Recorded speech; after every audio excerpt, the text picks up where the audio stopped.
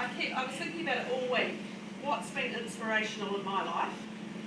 And it keeps coming back to one particular man that I have met called Frank McCourt, and he wrote, not mine, and he actually wrote, if any of you guys have heard of it, Angela's Ashes, and also another book called Tis. Basically, Frank McCourt, he grew up in Limerick in Ireland, and he had 6 other brothers and sisters. He was living in poverty with his mother and his father, and they were all starving basically. 4 of his siblings died from starvation, and his father was an alcoholic, and whenever he got his paycheck after work, he would go down to the pub and drink it, and so there was never any money left for the kids to eat. He suffered most of his life with pink eye, which is conjunctivitis, and he was quite unhealthy. He actually nearly died of typhoid when he was 12 years old, and he was in hospital for about 3 months. While he was in hospital, he started to read Shakespeare, and that's where he cottoned on to the love of reading and literature. And then the father left.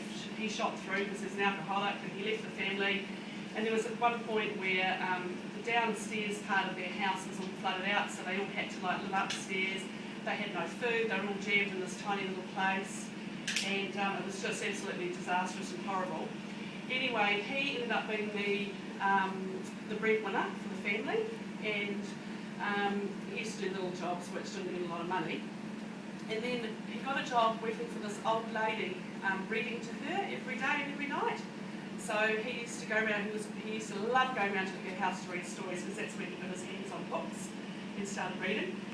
And eventually, Frank McCourt went to America, and he became a teacher and a speaker, and he became very, very successful.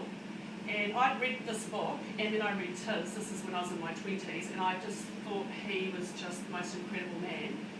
And anyway, he came to Auckland, so Mum and I bought tickets, and we went and listened to him speak. And this is actually Mum's copy, but I've got a copy of this book tucked away in my boxes somewhere in the house with his signature on it.